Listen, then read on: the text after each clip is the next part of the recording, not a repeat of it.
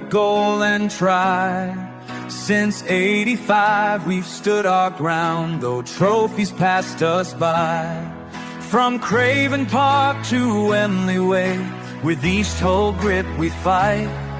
Now we rise, our heads held high, proudly wearing the red and white.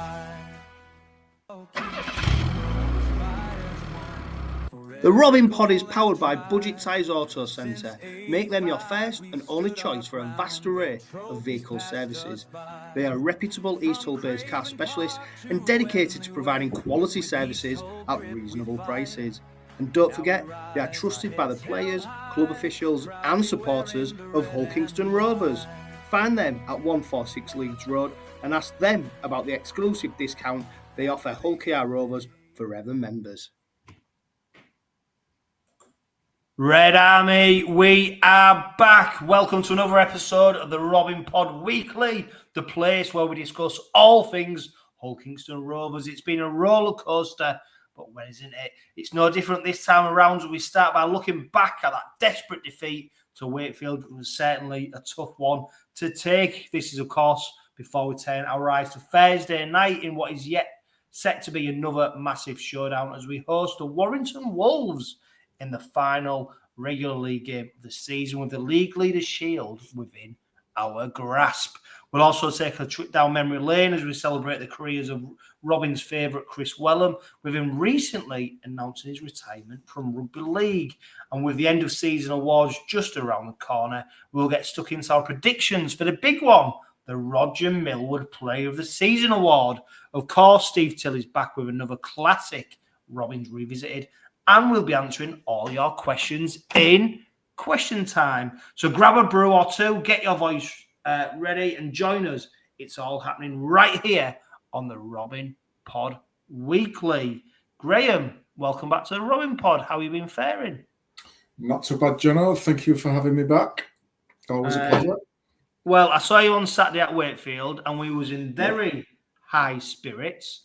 We're going to talk about the Wakefield game. I guess the spirits that I would have found you in post-game were very different pre-game. Yeah, quite the opposite of the pre-match build-up and the anticipation of what could happen in terms of a good performance from us and getting the job done of the League Leaders Shield wrapped up in good time. That turned very quickly sour after about 15-20 minutes. There was an inevitability about the result, and the whole performance, I think, on the day was, I think Peters has already alluded to it, the worst 40 minutes of our season in terms of performance. So that doesn't fill us with confidence at the minute. However, we still have got that, as you said in your intro there, that opportunity in our own hands on Thursday night to rectify things. Yeah, I mean, the final result was 28 points to 12. Of course, it was 26-0 at half-time. I'm going to take you back to what Willie Peters, some of his comments post-game when he was speaking to Matt Shaw from Rugby League. He said, I thought our effort, the way they scored their tries was far too easy. They ran harder, tackled harder, simple things in the game that they did better than us. When you don't get that right, you're often on the wrong end of the scoreboard. 26-0 was a fair reflection of how poor we were. It was fair. Quite damning, really, isn't it? Because although we can see it before our eyes, sometimes coaches, managers, they will try and sugarcoat it and pick out the positives and say, there's mitigating circumstances. But I think it was clear to see for all of us in the ground with a red and white, persuasion that was just a terrible, terrible first 40 minutes of rugby league. And what's really difficult, Graham, is that the head coach can't put his finger on why it was so bad. And the supporters, we can't put our finger on it. And I'm guessing, really, the only people who've got an answer to that question of why we were so bad is probably the players. Yeah, I think it's, the brutal honesty in that statement you read out there was what I probably think every fan was thinking across the piece, certainly at half time. And Yeah, it wasn't pretty viewing at all. I'm sure the preparation was as good as it is and meticulous as it is every week. I'm sure the run throughs that they've had all went well during the day. There was a little setback before the game with 𝗪𝗂𝗏𝗧 having to pull up, so there was a little bit of adversity there. But look, they should be able to react to that. That is not an excuse, and it was never ever used as an excuse. But that shouldn't affect too much about doing your jobs. And when you're looking back at the way the points were scored, that wasn't the way we usually concede points. People usually have to work really hard against us to score points. There was some tries there where they were literally waving them through to score. And yes, there was a couple of slips, and there was a knock on and a couple of bounces of the ball, etc. But it felt like Wakefield did to us what we've been doing to a lot of teams during the season. We didn't have an answer for that. We couldn't work that out, how to play against a style of play that was reminiscent of our own. And it was quite hard to watch at times. And again, as a fan, I think we've got used to watching us play really well. And again, it's how do we where I was stood, we were just looking around at each other saying, what the hell's going on here? Have we, we've got our boots on the wrong feet? Who have we turned out here? That, we've still got a very strong team out, but Wakefield looked like the team very much in the ascendancy on the up, and we looked like one on the way down. Yeah, I mean, when you look at that starting lineup, of course, we welcomed Oliver Gildart back into the side.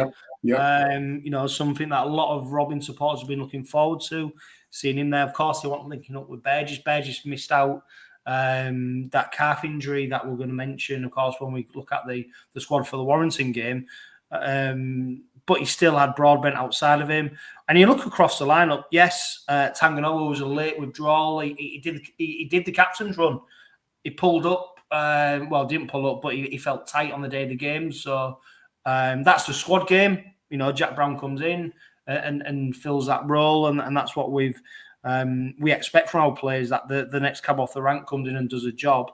But when you look at that starting lineup, there's no way you're looking at that going, well, we're a little bit weak whatsoever. And that, I think that's what the bewilderment amongst the Robin supporters is that he wanted a patched up Robin side. This was a side that we expect to go toe-to-toe with pretty much, I tell you what, that side, any side in Super League, and that goes right up to Wigan. So the fact that Wakefield rolled us over so easily in that first half, no wonder that we was all looking around in bewilderment. And to be fair, the Truman try, and then we saw the Jowett penalty after that.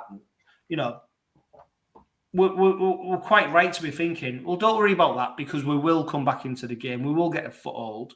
What was really striking, was the Mason Leno try, who ultimately got the Man of the Match award. The way that he ghosted in between Jared Warner-Hargreaves and Alec Minchella, and there was, if you watch it back on the replay, they both then look at each other and go, I thought it was your man, I thought it was my man. I do think, it's a tough one, because you've got Minchella going back from marker after making the tackle.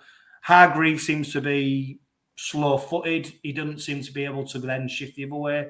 Wakefield took full advantage of that, and that was where, for me, it felt like, where are we at? Because that's not a try that we've seen this season, really, when you look at, apart from certain games, but our defence has been much tighter than that, and there looked to be a big, big gap there, which probably a lot of people who stood on that terrace at Wakefield were thinking, wow, where's this come from? Yeah, and we had the conversation where we were stood around, at this stage of the season, everybody's got bumps and bruises. So physically, we're in decent shape in the fact that we've got a good squad out there, very good squad out there. Wakefield had a good squad out there as well, but they had, a couple of injuries that they had to deal with as well. So that's sort of even that. So we were talking about the sort of mental fatigue that comes with playing pretty much every game, every week of the season so far. And looking back towards the Leeds game that we played 3, 4, 5 weeks ago now, it had the same hallmarks of that, where we just didn't have the ideas to combat a very direct, very strong, very busy Leeds team. That was the same for Wakefield on Saturday. I knew exactly how Wakefield were going to turn up after the result they had against Cars. I was expecting that Wakefield performance. What I wasn't expecting was the performance that we turned out. And I said that was very reminiscent of the feelings I had when we went away to Headingley a few weeks back, whereby I knew exactly how Leeds were going to play. We were way under where we needed to be, and found ourselves on the wrong end of a thick scoreline again. And it was just very, very similar in its makeup to that particular game. And the worrying bit for me at this stage of the season is we've had two of those performances, and sandwiched in between that, we've had narrow wins against Saints, relatively comfortable but not very high scoring game against Hull, and the attack seems to be struggling at the minute, whereas defensively we've managed to hold off Saints, we've held off Hull, etc. But now that's creaking a little bit as well. So I think it's just a little bit of worrying, and this next week of how we perform on Thursday night will give me a good clue as to where we're at heading into that week off, and then ultimately how we start to fire back up again in 2 weeks' time for that semi-final playoff. Yeah, I mean, we mentioned it in last week's Robin pod about the attack, of course, coming on the back of the victory over that lot. Of course, I said it was only my view is that the attack looked a little bit clunky, and we seem to be a little bit one-sided in terms of our attack, in terms of if Mikey Lewis isn't really running up the line and really trying to make something happen, Tyrone Mays at the moment don't seem to be having that same threat on the other side. And we've seen it as well, Mikey Lewis now coming over to the other side and trying to... But we seem to have lost that attacking threat, what we had at the start of the season, and not the start, the midway, for most of the season, where the opposition defence didn't know whether, if it went left or right, how to counter that. Where it looks at the moment, it's very much about Mikey Lewis. And I dare say as well, over the past few weeks, we've seen Mikey Lewis take a fair few knocks where he doesn't, I don't know. He looks, to me, he looks fit, but at the same time, I can understand why other supporters may be questioning, is he actually fit? Because it just doesn't seem to have that dynamic step. Yeah, well, whether they've worked that out as a defensive unit, because he is doing so much, it's quite predictable now as to, look, if it goes to Lewis, he's either going to do this or the other. We haven't got that variety. And what we talked about sort of on the drive home was that it looks like he's trying too hard to make something happen, that the ball's coming his way, which is great, and he gets his hands on it and he's got the opportunity to sort of run, to bring other people into play. But he's having to do too much of that, and therefore you can just shuffle across and keep those gaps really small so that he can't dart through, which we've seen him do, or he can't offload to somebody and go through a big steaming hole in defence.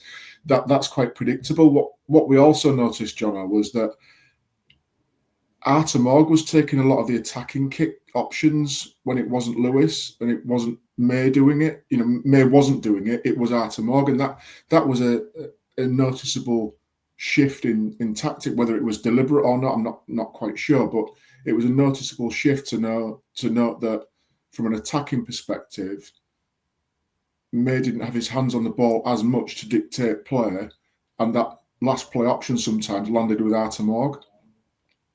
Yeah, I mean, don't get me wrong. Tyrone May's positional play, his defence that he offers up on that side really does tighten up, doesn't it? And you can see on that edge, they are so tight. But that's only one element of the game, and what we've, what we need is that when we play these big games coming to the back end of the season, we need all our real attacking players to be firing on all cylinders. And some people said, well, since Tyrone May got that new contract and it's been extended, we've not really seen then the best of him. He seems to have regressed over the course of the season. Don't get me wrong. I mean, what I found scandalous is that a lot of people pointing fingers at Tyrone May, particularly at the start of the season, about, since he's been at the club, sort of his style of play and it's, he's quite laid back and it's not something that a lot of people like to see. He's always we joked about, haven't we, Graham, in the past, where he's always the last man in the warm-up. He's always, and all that bit for me has been nonsense. But on the serious side I do think we're a little bit unbalanced, and I think we're relying a little bit more now on 𝗕𝘂𝗧 coming back from fullback to really cover Tyrone May's attacking abilities. So, hey, look, we are going into playoffs. I'm touching as much wood as I can. We are going to be going as league leaders, so which gives us a home playoff spot, and we're going to get a decent break. And I think Willie Peters will be pleased for that, because no doubt there's going to be things that they're going to work on. But it came apparent, especially in that first half against Wakefield and a few, the other games before against FC. I mean, even against Saints, we did a real good job at shutting them out. But it wasn't a flare game. We didn't see lots of attacking. Even when you go back to the Wigan victory, Yeah, but you look at the last game we scored 20+ points in. It was weeks ago, wasn't it? Yeah. We got 10 or 12 against Wigan, 10 or 12 against Saints, 18 against FC, 12 against Wakey, 6 against Leeds. So you have to go back quite a way and you go back 6-8 weeks, and we were consistently putting high 20s, 30 points on teams. And something's changed. And I don't know exactly what it is, but whether whether people have worked us out, whether they've found tactics to negate and nullify our threats, but we just don't look. And I think you mentioned about clunky. We just don't look as slick as we have done in the sort of mid-season part, where we're getting those high 20s, 30s week in, week out. We just don't look as slick as that, and I don't know what the reason for that is. Well, to play devil's advocate, Graham, as well. If you look at the opposition over the past 1, 2, 3, 4, 5, so they're all teams in the playoffs vying for a. Yeah, that's a fair point. Yeah. We're not playing the Huddersfields. We played Castleford not that long ago, and look how many points. That's probably the last time that we put decent points on the side was Castleford. The run into the end of the season. This is what actually was pointed out. I think it was prior to the Wigan game that actually, when you look at the running for the teams that were vying for the top 1, top 2 positions, who had the easiest, even the top 4, who had the easiest running? Well, I think it was pointed out that the Robins had the most difficult, because every side that they were coming up pretty much was vying for a spot in the playoffs or end of season 1, 2 or 3. So that said, I think that is probably worth pointing out that we have come up against sides who need to win. They're playing for something. Yeah, no, that's a fair point. And again, you look at those 6 games, and we've come up short against Leeds and we've come up short against Wakey. We've turned Saints over, we've turned Wigan over. Big games in the. You said, would you take that at the beginning of the season? 1 game to go, 2 points ahead, top of the league? Absolutely, you would. Absolutely, and it's a fair point that we've been playing those teams in and around the top 6. And yeah, I guess it's a fair challenge to say, why should we be scoring 20+ points against those? Because they are in the positions they're in for a reason. They are good teams, and that's maybe going back to my mental fatigue comment, because we looked a bit leggy in attack on Saturday. And I just, points aside, I just don't think we've been, from an attacking perspective, dominating teams like we have been in that mid part of the season. Regardless of whether we scored tries on it, we aren't creating the tries, opportunities that we were early doors. And, how often in that first half were we out of our own half? I was constantly looking towards that right-hand side for probably 80%, 90% of that first half. We had literally 1 or 2 opportunities down the other end of the field, and that was it, and we bombed them. Yeah, I mean, we can bleat on about the defence and how bad it was. Mikey Lewis's missed interception, we saw, he loves going for that ball. He got it wrong that time. That led to the Max Showett try. I think what showed me about our defence again was the Cameron Scott try, where they got the overload on the right. Don't get me wrong, Oliver Gildart coming back, he looks a little bit rusty. Broadbent, they had the overload. Gildart got turned inside, and it wasn't a great try, and we're reeling at that point, aren't we? And there's no way back. We're talking about attacking play. We saw the best of our attacking play when 𝗬𝗂𝗧 goes in for his try, and that is everything that we've seen the Robins do this season in terms of the luckily offload, Mace shipping the ball out as quick as he can, the ball back inside from 𝗵𝗂𝗧, and then Morg runs through. That was the best of the Robins. Unfortunately, it was just too little, too late. Ultimately, in the end.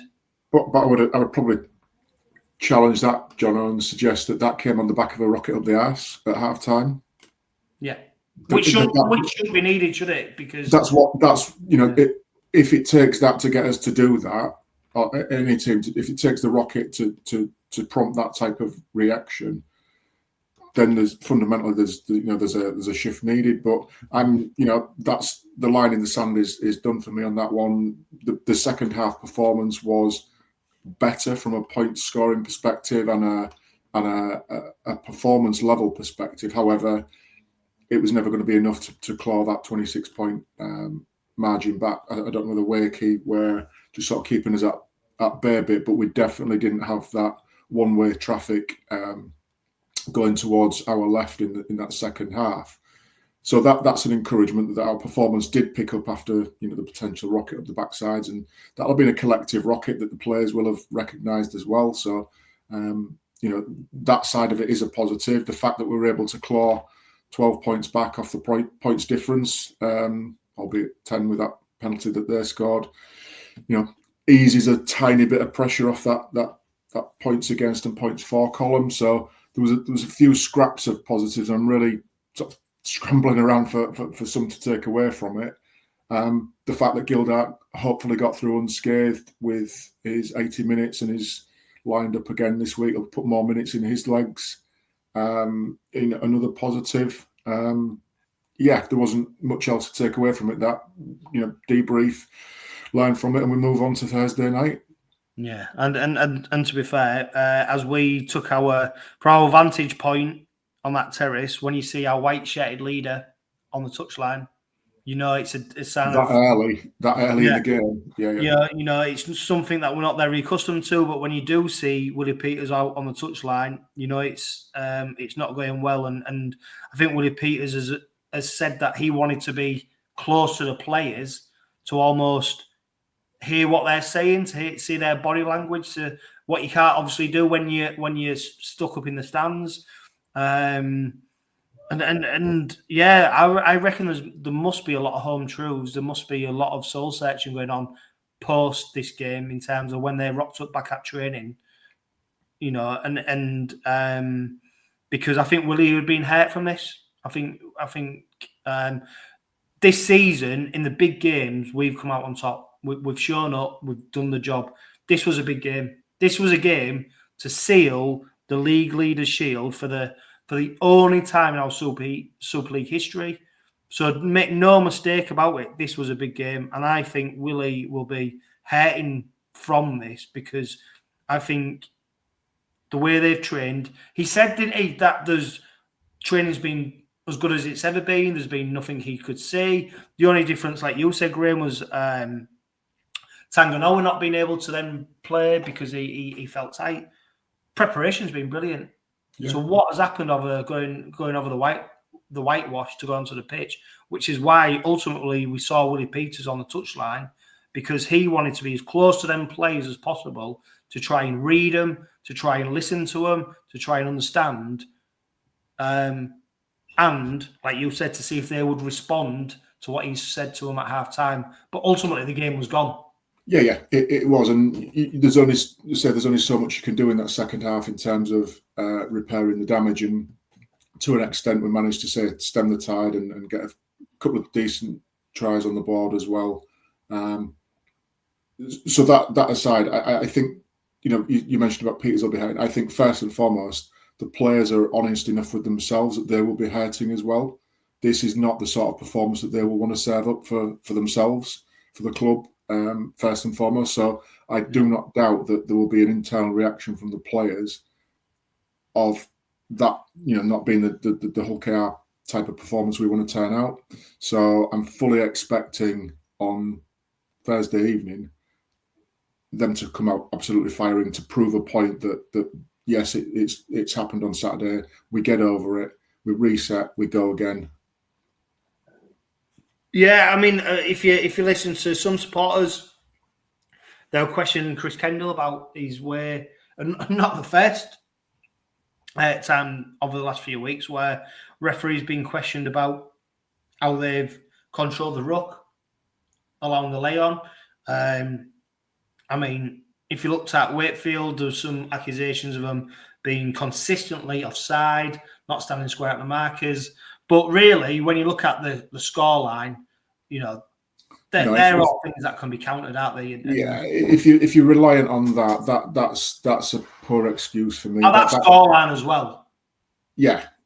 That you know, the referee will have the control over that. He should monitor that for both teams. So I'm not having any of that it was the ref's fault or anything like that.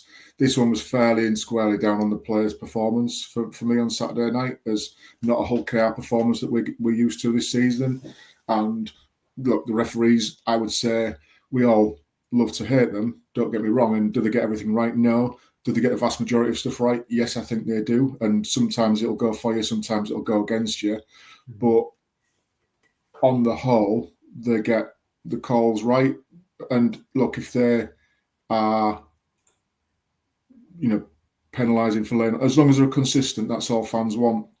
So if they're allowing 3 or 4 seconds for Wakey, then you expect them to leave 3 or 4 seconds for Rovers. And if that's the way he's controlling the game, he should, make that clear to the players, and then they know, and we get on with the game in that respect. I don't think there's anything we can do to influence that. It's how the referee's controlling the game, and it's their prerogative to do so. The players will just get on with it. We as fans might not like some of the decisions. We vent our frustrations, but ultimately, I think they get most of the things right.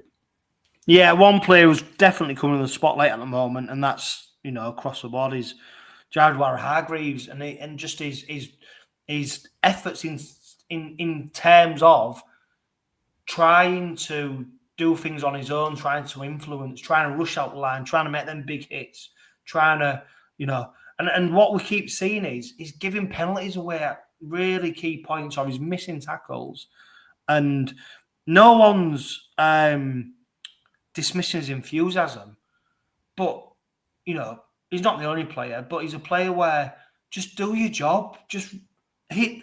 He's such an impactful player. Hit the line. If you get the offload it. If you don't, keep it. In your defence, run up with your other forward. Don't rush out like you've got to smash something. And we're getting caught out sometimes. And it's interesting because Hargreaves was another one who got hooked earlier than I think. And it's not the first time this season he's done it. And what blows my mind sometimes, Graham, is this is at that time, it was the most experienced player on the pitch in terms of his age, and also what he's done in his career. And it's almost like you don't need to prove yourself. You don't need to go through the motions, but you don't need to prove yourself. Just do the job for your team. Yeah, and again, I'd like to think that's a passion for wanting to make a difference, as opposed to just a hot-headedness of going out there. We've seen earlier in the season, midpoint of the season, where as a unit defensively, we've been collectively together. But like you say, there's these odd occasions where somebody will go off and do something and they get exposed. Either, they have to leave a lazy arm out there, or they go flying out and they give away a penalty. That wasn't evident in the first sort of big block of the season.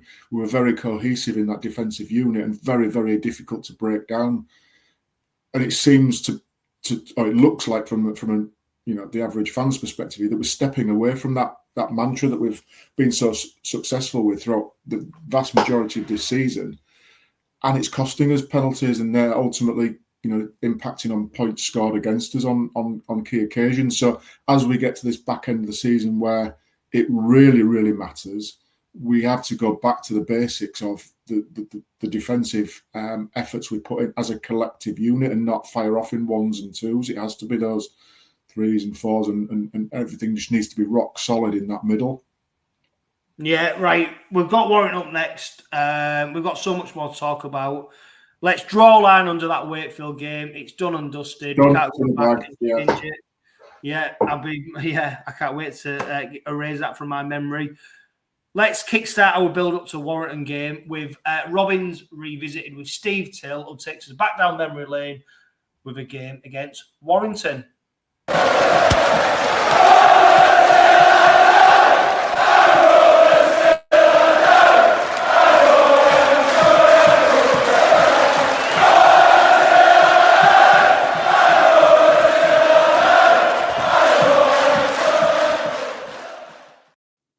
Steve, welcome back to the Robin Pod for the last regular league fixture of the season. Of course, we take on Warrington Wolves on Thursday night. Which game are you going to take us back to this time? One which most of us will remember, I think, Chris. We're going to go back to the semi-final 10 years ago, semi-final of the Cup, where we played Warrington at Headingley. And we took on a strong. Warrington were favourites. We took on a strong Warrington team. When you look at it, they had Ratchford, who was just retiring. They had O'Brien still playing. Myler, we know where he is. They had Curry, Harrison, and Darrell Clark, and Chris Hill. So that, those are players that are still playing. Whereas the Rovers team, very few were still playing. The Rovers team was Dixon, Mantellato, Welham, Salter, Seo, Blair, Kelly. Anybody heard of Kelly? Walker, Lund, Pulatua, Laroya, Horn, and McCarthy, with 𝗲𝗏𝗄𝗃, Donaldson, Green, and Tills on the bench. Just mentioning one there, Chris, we've got to pay tribute to Kris Welham, because Kris Welham played his final game of the weekend. He scored a try. He was given a try. And the players, I've seen the try and I've seen the celebrations from the Sheffield players, because they obviously held Kris in the same esteem as Rovers fans did. And I can remember when Kris Welham broke into the Rovers team, because Justin was in charge. And we'd signed some 𝗕𝗏𝗂𝗀𝗃, and we'd got the New Zealander. I've forgotten his name now, but Jake Webster, of course it is. Well, I can remember Justin. I was talking to Justin. He says, "I'm thinking of putting Kris Welham in the team for the opening fixtures," and I'd watched him all pre-season, and I said to Justin, "How can you leave him out? He's been playing brilliant," and he made his debut under Justin. Anyway, he played in this match, and well done to Kris, by the way, and I'm sure you'll back me up on that, Kris. He's a superb player. But Rovers really in this match caused a massive upset, didn't they? They went 4-0 down after 6-0 down after a couple of minutes, and the Rovers fans in the 13,000 crowd at Headingley must have thought, what we're going to get here. But they kept their heads after trailing to that Ryan Atkins try, and so we next got Mantellato went in the corner.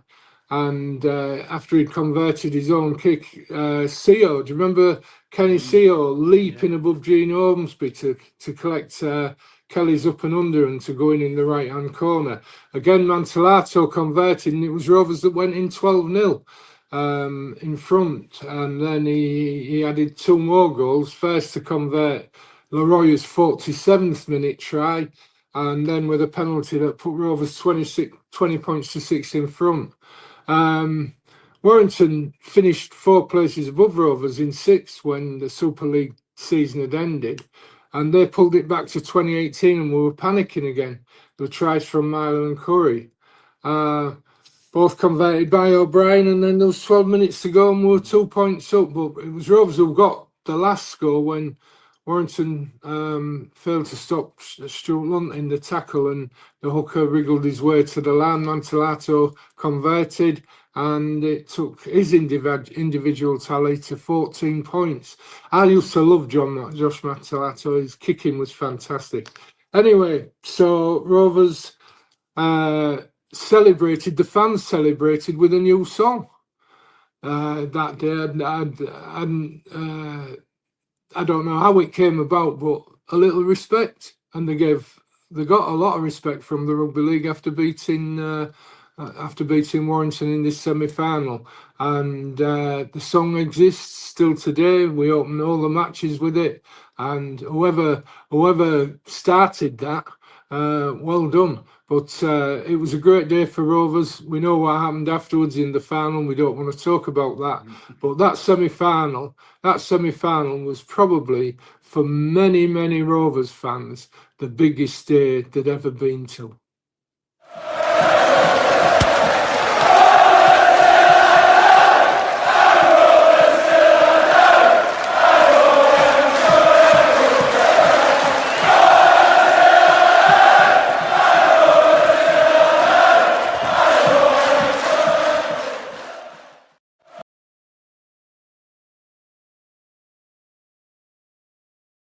Welcome back to the Robin Pod, Graham. Of course, Steve there, great memories. Of course, that semi-final will be long etched in the memory of many Rove supporters. But he mentioned a former Robin there who's recently announced his retirement from rugby league, Kris Welham.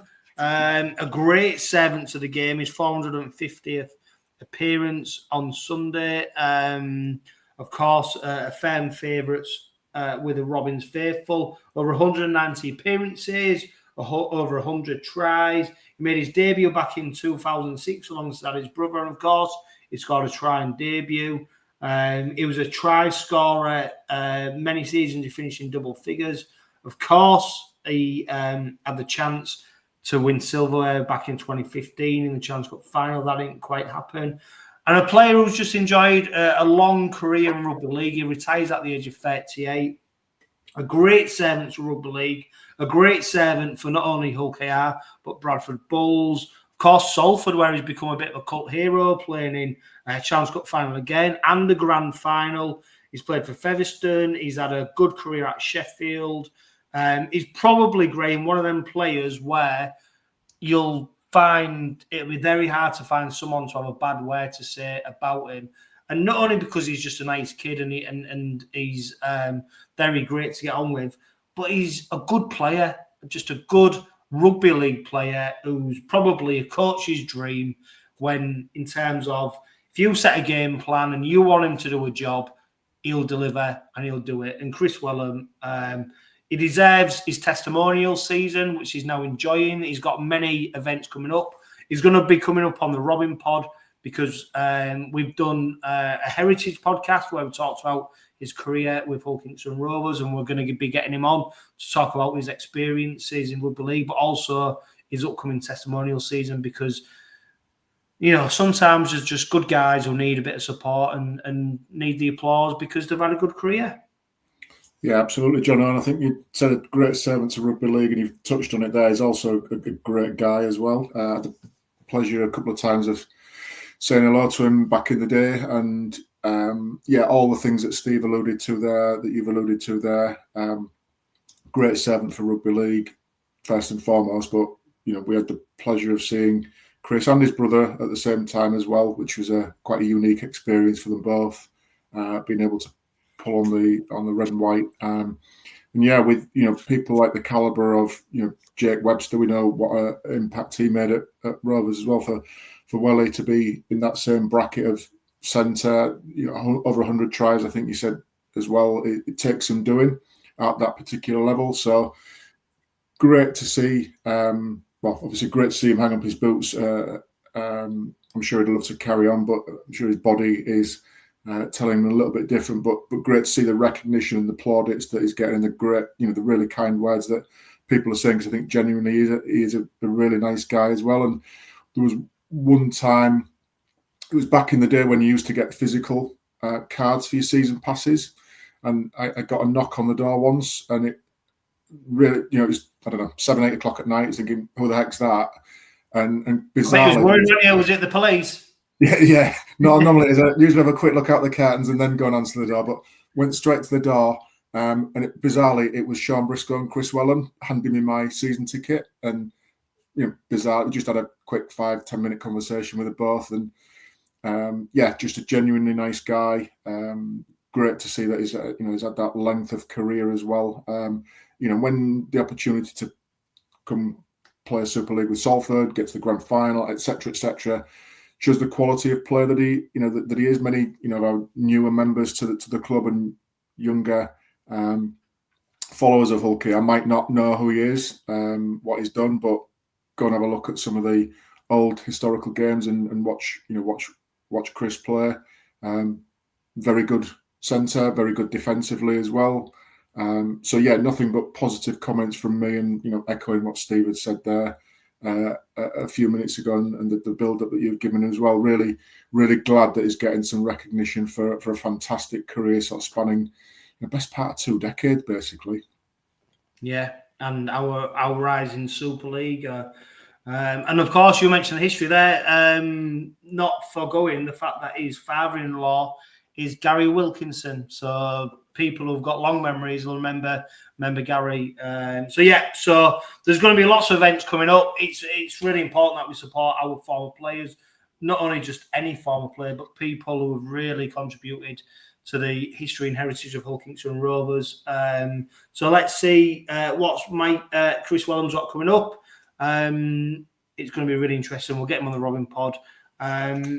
Before then, Graham, let's go to before we build up to the Warrington game. Actually, we're going to talk about the player end of season award ceremony that's taking place on Saturday evening at the Connection Arena. Now, Graham, before we recorded this, I spoke to you. I tell you what, this is the only professional sports team in the country that I know, and I've checked this out, that does a player of the end of season award ceremony in front of a crowd that we do it in front of. So I'm talking Premier League football, I'm talking Rugby Union Premiership, I'm talking all your major team sports. I can't find another team that does an award ceremony in front of 1,000 plus up to 2,000 people that invites all of the fans to come and witness it. And this season, they've made it more accessible than ever by offering £5 tickets. So you can go watch this end of season awards ceremony for £5. I can't think of a club. I think it's an amazing thing to do. It's something that people need to get behind because it's unique. Like I said, I can't think of another sport, another team, another club that does this. So fair play to Hull Kingston Rovers and all the people behind the scenes who've done that. But who do you think will be the player of the year this season, Graham? I'll answer that in a second, but like you, John, I want to pay credit to the club for the innovation on this one and the ability, historically, these are sort of black tie affairs and corporate events. Behind closed doors, aren't they? They're for the big spenders. Which is right. Like, don't get me wrong, but but for the ability for fans to attend the same event for a fraction of the cost of what it would cost to buy a table at one of these events, I tell you what, the tables will be going for. So if you go you'll be there. The tables 500, 600 quid at least, and you're in the same room. And what's great as well is it's not about the people who spend the big money. It's not about the people who spend the little money. It's about just all us Rover supporters being in that room. Yeah, and I think the access that you mentioned, the words, it's so accessible now for us to be able to do that. That if you're not fortunate enough to be invited as one of those tables, you do have the opportunity to see that. And again, I think it was last year or the year before, I couldn't attend, but managed to watch it live streamed on YouTube, I think it was at the time as well. So again, just that innovation of engaging the fans, of being part of, we've been with them all season, and for this event to be a behind closed doors event, it doesn't feel right. So whoever's sort of the creative thinking behind this, well played to them, because it's now made it more open and accessible. Like you say, for a £5, you can go and attend that event. There'll be a good atmosphere there. I'm sure there'll be a few songs and chants and whatever to help create that environment and that atmosphere and add to the occasion. So, yeah, for anybody who's looking for something to do on Saturday evening, get yourself over to the Connection Arena, £5. doors open. I think it was 5:45, was it, John, or something like that? Yeah. Just seeing the lineup of who's sort of presenting. Jenna's there from Sky, and I think John Wilkins there, and Mikey North from Coronation Street. Yeah, for a lot of Coronation Street fans, Mikey North's there, big Rovers fan, but don't let the fact John Wilkins there put you off from going. He's the whole lad. So yeah, it'd be great if we could get as many red and whites there as possible to support that event. Yeah, absolutely fantastic. Well, I'll tell you what. Last season, let's run you through some of the players who won awards last season, Graham, because the big one is the Roger Millwood Player of the Season. Last year it was 𝗕𝘂𝗱𝗏𝗀𝗀, of course, Captain Fantastic. Michael Lewis was second, and then they had a joint third place, 𝗬𝗂𝗀𝗀𝗏 and Dean Hadley. The members player, this is the one that we can vote on as season pass holders. So people have probably seen, if you're listening to this like right now, you can go and vote for your player of the season. It was Mikey Lewis. He got that award. The player's player, which has huge gravitas, and don't underestimate how important that is to them. Dean Hadley came out number 1. Michael Lewis was number 2, and 𝗬𝗂𝗀𝗀𝗏 number 3. We saw Dean Hadley get the Community Player of the Season. Young Player of the Year went to Conor Barley. So it's going to be interesting to see how them awards shape up this season. But the Roger Millwood Player of the Season, or the Players Player, Graham, for you, who do you think's been the player who deserves that top trophy this season?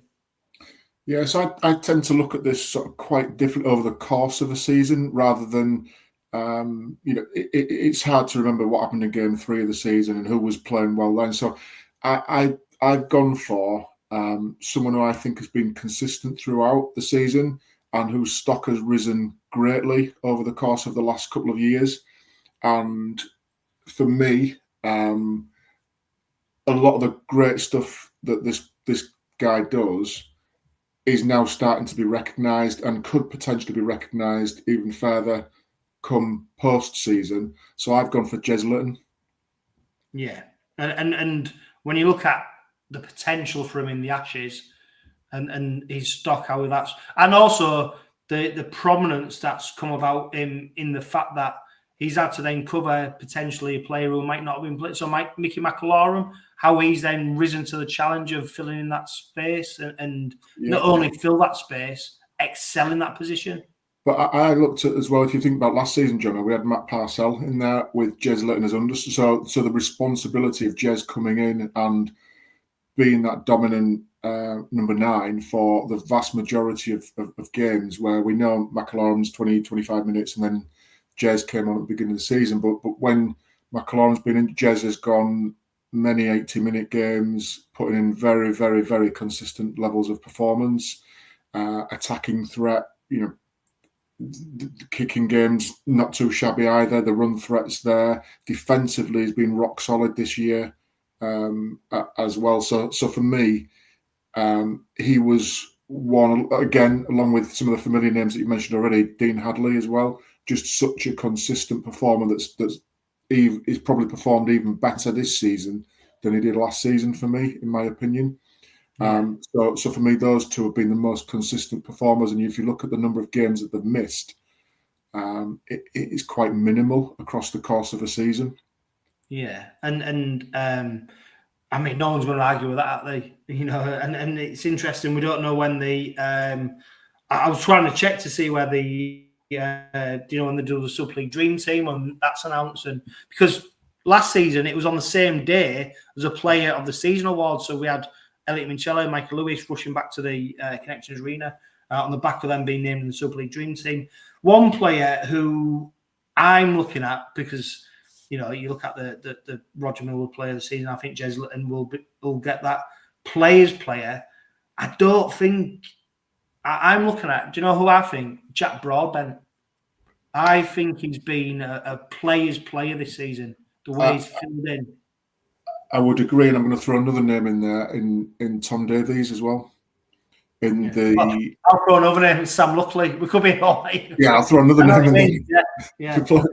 But again, I think both Broadbent, Tom Davies, come in and nailed down regular spots into that and performed again at high levels. I think Davies is a consistent threat out of backfield. It gets through a ton of work that helps out our forwards no end. Got his fair share of tries. He's up there as well in putting points on the board for us. And I think there was that fear when we lost Ryan Hall at the back end of last season of what was it we're going to get. And I think every Rovers fan would be very, very pleased with the way that Davies has slotted into that role and responsibility. And dare I say, yes, they're different players, but dare I say we haven't seen a drop-off from what we were getting dished up by Ryan Hall each week, which was, again, so consistent. And that's just carried on seamlessly with Davies coming into the mix. And let's not forget, he got that try at Wembley for us as well. Yeah, well, you know what? When you get to the end of the season award ceremonies, it's the hardest job. Like, whatever level of sport you're at, whether it's grassroots, Graham, whether it's the professional, to try and really pinpoint, some of the really, when you're on the back of a successful season as well, it's the toughest job in the world, isn't it? To pinpoint individuals. So yeah, we look forward to Saturday night. It's going to be a great occasion. We're really, really interested to see who gets the awards. But when you look at that first team squad, everyone's played their part in the success. So yeah, let's see what happens. I'm not going to spend so much time talking about the game on Thursday, Graham. The lineups are Joe Burgess is missing. We know he's got a calf injury. He is expected to be back for the semi-final in the playoffs. We've seen him missing for the last 2 games, 21 tries in 23 games. He's a big miss, but we can counter that. Reece Martin, of course, he comes back into the squad on the back of his 2-game suspension. 𝗕𝘂𝗴𝗏𝗀𝗏, who was in the squad but missed the game, he's still in there. The big one is 𝗬𝗄𝗎, Graham. He's Willie Peters talks so fondly about him, about his professionalism, his level of consistency. Just going back to that Wakefield game, we've probably missed that, and he'll be a welcome addition to the side on Thursday night. Yeah, and I think, like you, we've seen some really, really good stuff from Jessie this season. I just hope that he's fitting, fully fit to play on Thursday. We're not rushing it back for the sake of getting him game time and potentially doing him more harm than good, because he's obviously got a week off the week after. So if he doesn't play on Thursday night, he's got to go 2 more weeks without playing and then come potentially straight back into that semi-final cauldron. So I think it'd be wise to get minutes in his legs if he's available to do so. But look, we've said it all season about trusting the medical team, trusting the coaching staff. They'll make the right call on who's fit to play and who's not. So we'll trust whatever 17 or 18 that gets put on that team sheet is the right one for Thursday night. Yeah, Warrington have named a 20-man squad, not your traditional 21-man, which shows you where they are. I mean, they are in a hole. You only have to look at their result against that lot to see how bad they really are. They've named a squad that includes Matt Duffy, Toby King, Joe Philbin, Sam Powell, Mark Sneed and Danny Walker. Other than that, they are, academy players, reserve grade players, young hopefuls. So, that squad's probably not, what they put out against Hull. He's not even as close to that. I mean, don't get me wrong, if Duffy plays, Mark Sneed plays, Sam Powell plays, Danny Walker plays, I've got a bit of a spine. But when you chip away at that, they've not got a lot to offer. And I think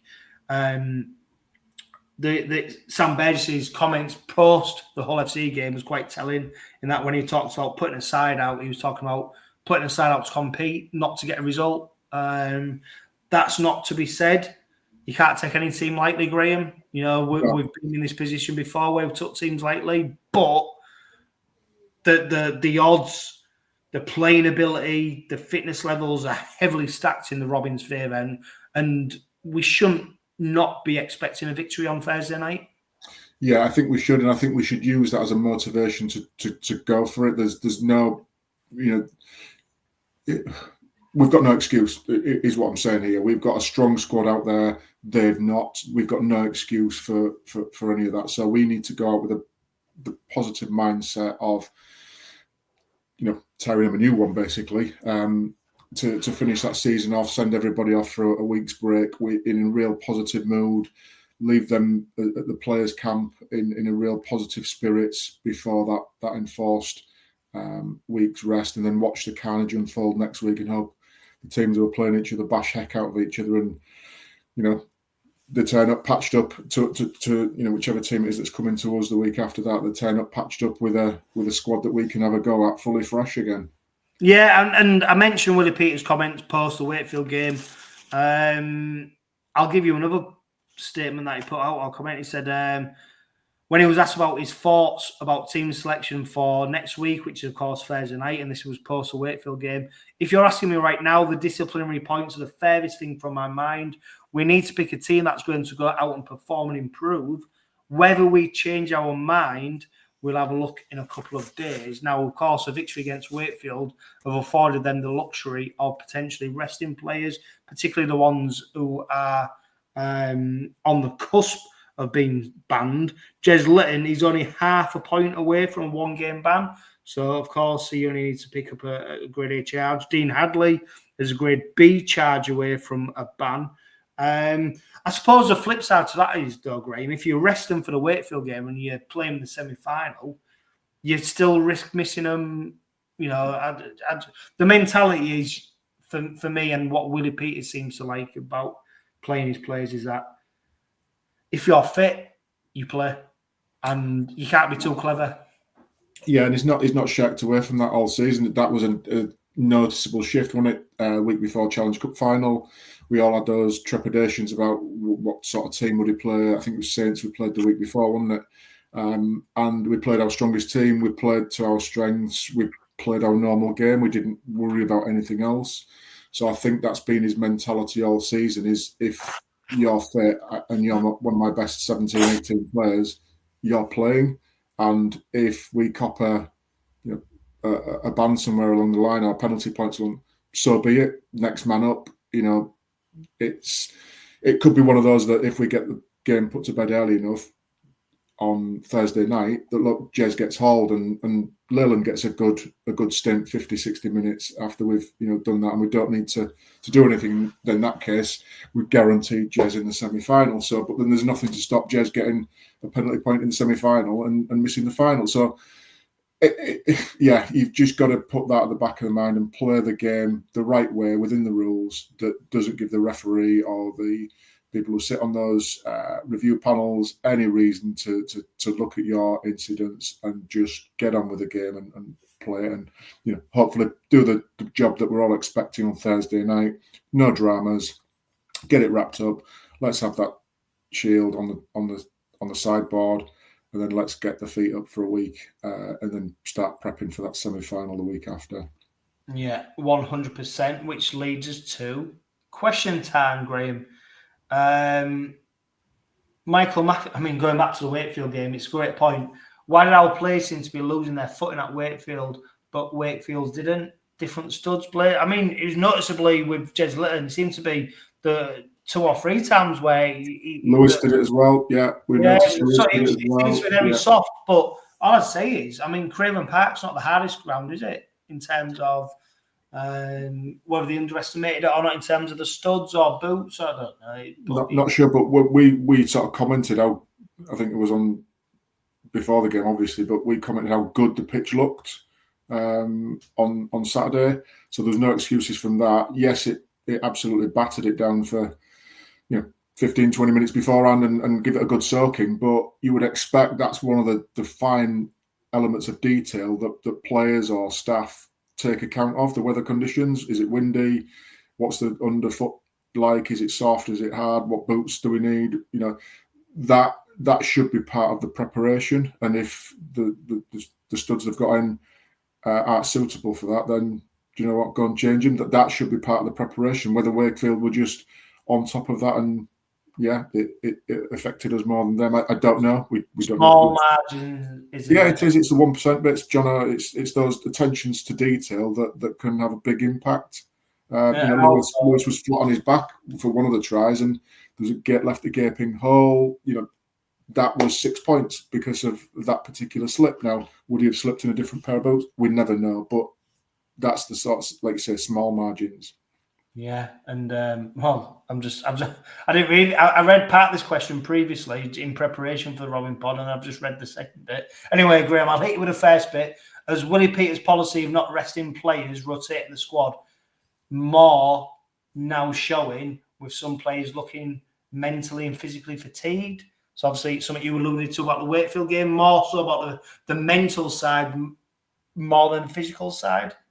Yeah, and I think there was a excuse me. I think there was a stat. It was either the whole game or one of the games anyway. They put up the stat around. I think we've only used like 25 players this season. It's been a tight-knit group, hasn't it? Yeah, which you could look at one of two ways, and it means the medical staff and that are doing a fantastic job to keep our best players on the pitch and fit. But then does that come at a consequence if we've played every single week, barring that one rest week? And even when the likes of, for instance, Eric Dorrow, Jack Brown, Bill Leyland, they've not come on and played, almost like first team minutes. They've played supporting minutes. Yeah. Hence why Jai Whitbread has probably played more minutes. I'd love to see, off the top of my head, more minutes this season than he's probably ever played before, because he's gone from prop to second row and he's been moulded into that, because there is a first team core. Yeah, and I think one of the interesting comments that Peters made was around they've prepped in the pre-season for the players to play this long season. So they'll have all the data, all the stats on the loads that the players are doing during the week in training, during the matches, the minutes, etc. So they'll know all that and almost be able to tell before the players do when they're ready for a stint on the sidelines. So again, trusting the science on that and trusting the team behind the team on that. It's that interesting dynamic of saying, has this team now, does it need a week off? Probably. How do they use that week? Is it used to recharge? Because there have been players, Minchella, I think he missed one game, the Catalan away game maybe, and that was it. He's played in every game. There'll be other players like that who've played lots and lots of minutes. Is that now catching up with them? And is that why we're appearing to look a bit leggy? Is that why, attacking wise, we can't make tackle busts because of that small amount of depletion of what we could do before is now only 5% less, but it means that we aren't busting through tackles. We aren't creating those half chances that were exploited earlier in the season. I don't know the number and the data, and the science will tell you that behind the scenes, but it could be. And then you look at the other side of the coin, and if we would use a lot more players, then you wouldn't get the cohesion, you wouldn't get that tightness, you wouldn't get the combinations week in, week out. So there's I guess there's two ways of looking at it. But again, can't said it often enough on this podcast, John. We've got to trust in Peters and the team behind the team to make those right calls. They're in a much more advantageous position than you or I. Yeah, and trusting Willie Peters. I mean, Ian Dixon, the second part of his post, and you know what? This is what the Robin Pod's about, because whether you agree or disagree with opinion, this is an opportunity for people to have an opinion. He puts, with hindsight, it's a pity we didn't pay Jared Waghera-Hargreaves off after Wembley and sign Tom Amon. ... Very disappointing second half of the season. But ultimately, it was never going to happen, was it? And I've mentioned Jared Waghera-Hargreaves and his performance against Wakefield and why some people might question it and why some people question it. But ultimately, he is a champion. He's a champion on and off the pitch. And what he's brought to this club, we can only see a percentage of what he brings. The real effort is off it, and and also he has contributed on the pitch. But I understand why Ian might be saying about, because it's very easy for us as supporters to go bring him out, take that in. But the game's played over a long time. But David Blaney puts, Dave, great to hear from you. Hope you're doing well, mate. I know you've been struggling. You've not been able to get to the game, so it's great to see that you're still engaging and you're contributing. So, are we mature enough as a team and a club to talk about winning trebles? We've made significant progress on and off the pitch this year, but personally, we need further consistency and more development in a lot of areas to achieve this. It's interesting, we've got the potential to win a double, which has not been within our grasp for God knows how long. We're talking about winning a treble, and I suppose it's that point of if all we do is in inverted commas, win the League Leader Shield and Challenge Cup, what a season that is. Again, you'd probably snap your hands off of that if you sort of beginning of the season. I'd take that now. And for me, I think that the whole League Leader Shield, I think it's underplayed and it's almost dismissed as a trophy by some. For me, that is a recognition of your consistent level of performance of being the best team in that competition over the course of the season. And I think it deserves a bit more credibility and kudos than it actually carries. And we all look towards the grand. Oh yeah, but it's not the grand final. You could just cruise along. Let's use Wakefield an example where they're. I don't know the exact percentage, but I think they're somewhere around 28 points, 29 points, maybe something like that on the league ladder.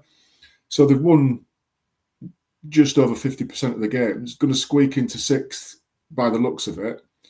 And if they put their run of performances together to win 3 more games, they could win the grand final.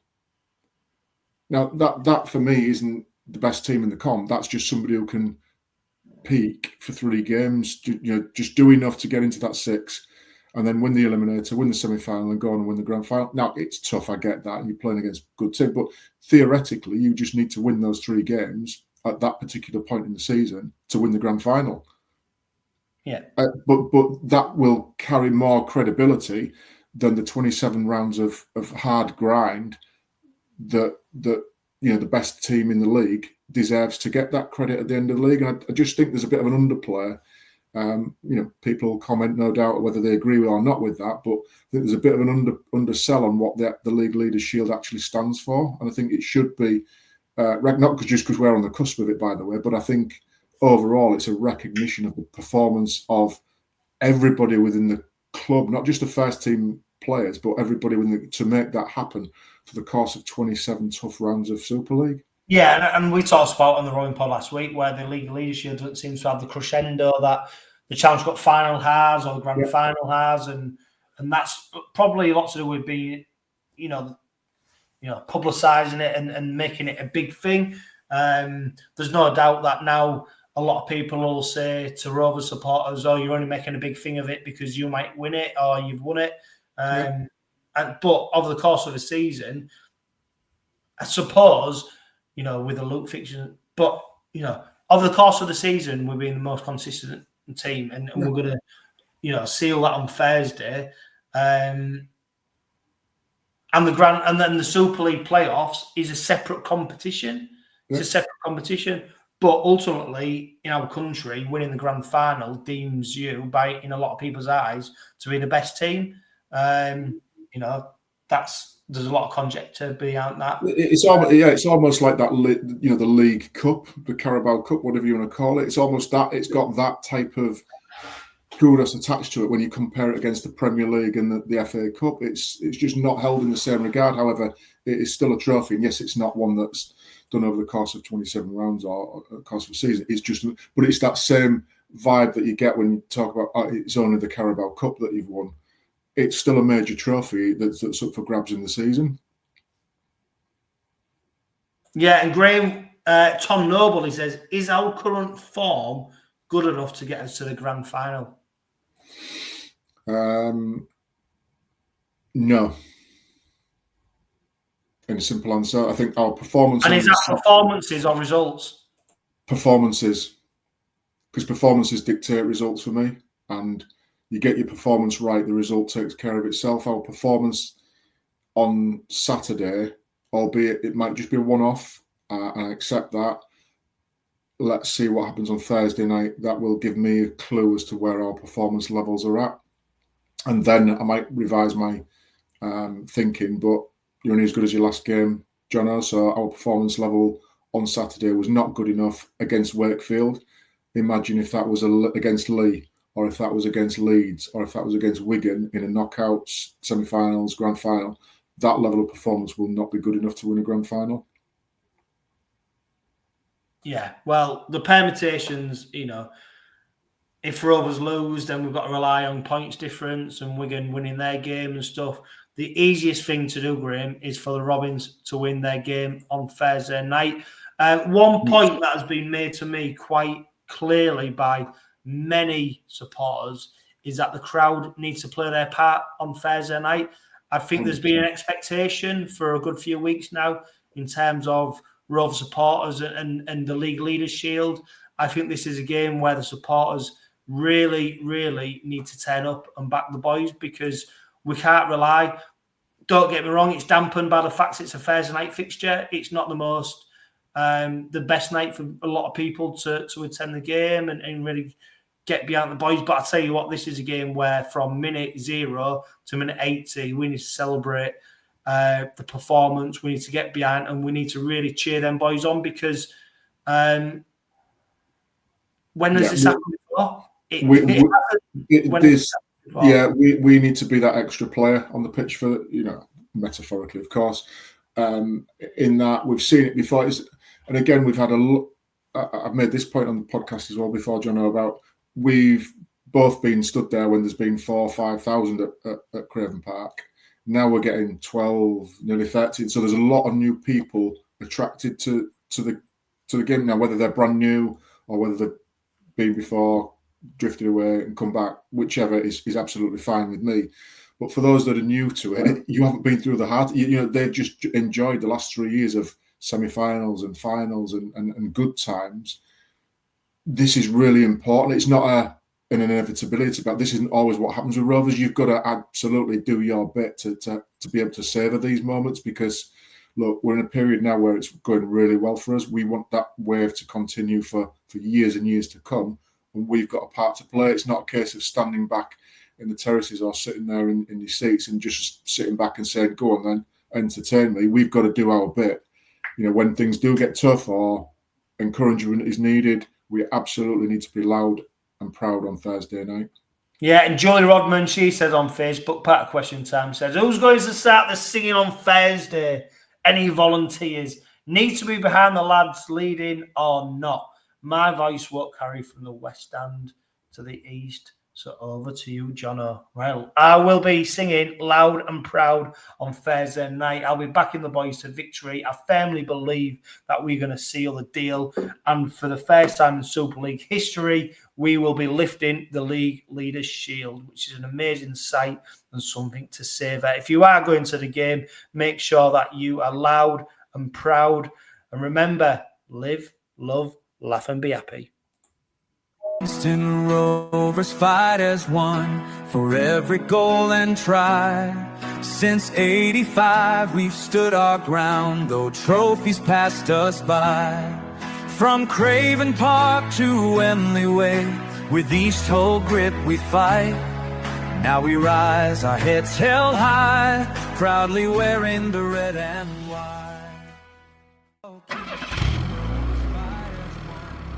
The Robin Pod is powered by 𝗫𝗂𝗋𝗃 Auto Centre. Make them your first and only choice for a vast array of vehicle services. They are a reputable East Hull-based car specialist and dedicated to providing quality services at reasonable prices. And don't forget, they are trusted by the players, club officials and supporters of Hull Kingston Rovers. Find them at 146 Leeds Road and ask them about the exclusive discount they offer Hull KR Rovers Forever members.